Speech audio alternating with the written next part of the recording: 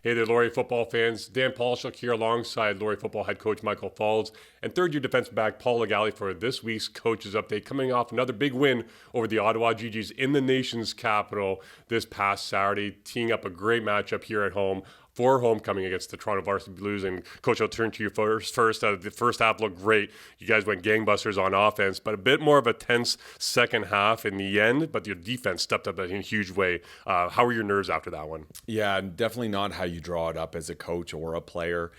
We found ourselves with a 30-10 lead, went into halftime 30-11. And things were going well, and the locker room vibe was good. We were telling our guys it's a 4-quarter game. This is a well-coached team. They're going to make some plays, and that's what they did in the second half. So credit to Ottawa for making it such a close game, and then credit to our defense when it came to time needing a stop late. With Ottawa having possession inside a minute on our own 2-yard line, we came up big and got the stop and got a big road win. Obviously, everyone's going to look at it and say it was a 6-point game, but we knew last week going into that opponent that it was going to be a close game, that it was going to be a tough road game for us, and coming out with that victory was big. Yeah, that's over the number 10 ranked Ottawa GGs, another ranked opponent which the Golden Hawks have beaten to remain undefeated on the season. And I turn to you now, Paul. You had a handful of tackles, none bigger than that one, to seal that victory on the goal line stand on Saturday. How good did that feel to be involved and seeing the defense of the unit really step up in a big way on Saturday? I feel like it honestly felt great. Like, I felt like that was like a really big moment just for the whole defense. Like, I feel like it showed like what we're really about, and when it comes up to big moments, like we're all there for the win. Now seeing Paul fly in there for that tackle and just being a part of that, again, like defensive unit that's really trying to find its identity this season and seemed to have a bit of a coming out party. What can you say about Paul's contributions so far this season? Yeah, well, it's not the first time we've heard Paul's name. Obviously, he had the big breakup on Saturday. He had the big pick 6 in Kingston a few weeks back. So I think he likes playing on the road. He likes bus trips, and he likes overnight stays and opponents in those situations. But no, our defense played outstanding when they needed to, and Paul's a big part of that, along with many others. So it's great to see. You want to see improvement throughout the year. Obviously, we're not playing perfect football yet. Still lots of improvement on OD and specials, but we're starting to see guys coming together, guys rallying. And most importantly, when things weren't going our way, I was really proud of our sideline demeanor. People weren't turning on each other. Our temperatures weren't rising. We stayed together and came away with a big road victory. Now, staying level-headed is obviously a big part of your game, or needing to is a big part of your game. Let's talk about the influence that you have from a coach's perspective, and Neil Booth, too, who is, like yourself, South Sudanese as well, and you've latched on with him, and not only from a football side of things, but working in the community with South Sudanese youth and youth in general. Let's talk about a little bit about that and why you got so heavily involved. I mean, just coming here, Neil has made it like super easy to transition to a whole new side of the country, honestly. So I've already had involvements with the community, so just going in with him, like, he made it like super welcoming, and it's just honestly fun to just kick it with the kids and just play some sports and just have a good time. Now, you were originally recruited with your brother, Daniel, who's now graduated and moved on to bigger and better things, I suppose, just starting his professional career. But coming from Edmonton, how much of an adjustment was it for you? Maybe how much easier was it having both your brother here for a time and now with, like I mentioned, Coach Booth? Having my brother especially, like, made it super easy. Like, someone I knew my whole life, obviously. So, like, someone to always lean on when things are going rough. Like, first year, so much new things are getting thrown at you, so made it really easy. And then Booth, like, he welcomed me to his home, like, really made it super easy to adjust into Waterloo.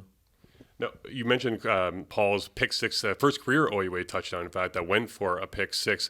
His game specifically, what makes it so appealing as a coach to recruit someone like this? Yeah, well, it's his fierceness. I think people look at the stature and sometimes think, the slighter body guys might not like contact, but Paul really likes contact. So we first noticed that when he was a rookie player on our scout team. We thought, who is this kid from Edmonton just making a lot of plays? So now that he's established himself as a dress roster player and now as a starter, the fans and everyone in the Laurier football community is getting to see that. So he's tenacious, plays with a lot of passion. He's a really smart player. He communicates well with others. So he's only growing week after week, and he's going to continue to get better. And now, Paul, you've got another big test with the Toronto Varsity Blues, and specifically 2 wide receivers that are ranking top 3 in the OUA for receiving yards a game. How does that test stand out to you in this Saturday's matchup? I just see it as like another week, another big test for our defense. Like just like Ottawa, like they had some really good guys as well. So we just gotta like follow the plan and just execute. And also a quarterback that's done pretty well for Toronto. How do you shut down this offense and come out victorious on Saturday, Coach? Yeah, credit to their coaching staff, right? They don't do things conventionally on offense, defense, or special teams. So it's been more of a mental week for us. We haven't seen the Varsity Blues since 2022. And in fact, this is a whole new coaching staff than the one that we saw back in 2022. So it's very new for us. Obviously, it's going to be a physical game, and those things come out and play in football anytime. But for us this week, coaches and players, it's more mental, getting used to a team that we haven't played in many years and their systems that they run. As you mentioned, they got a couple great receivers. They got a good quarterback. They've got some talent on defense. So we're going to have to play Laurier football. We're going to be excited in front of a homecoming crowd. There's going to be lots of excitement in the community, and our boys will be ready. And just briefly touch on that, having the homecoming crowd, it's a sold-out crowd, capacity about 5,000 for Saturday's game. It's going to be rocking at University Stadium, welcoming back the 2005 Vanier Cup champions for the 20th anniversary. How do you keep all those emotions in check, or maybe just really hold on to that and use it? Yeah, it'll be a lot of fun. Like the north side stands are going to be complete, so fans are going to be in the new stadium, which is exciting. And as you mentioned, the 05 group coming back. I hated them when I was a player, but now coaching the school that they won a Vanier Cup for, it's pretty special. So many of them are around my age, whether it's Ryan Pierre, Dante Luciani, Andy Beckler, the defensive guys, Yannick Carter, Ian Logan, Jesse Alexander, and then obviously a legendary coach and Coach Jeffrey. So we're going to welcome them back. They're going to be in the locker room, and it is a special day for them, the 20th anniversary, and excitement all around the campus because it's homecoming.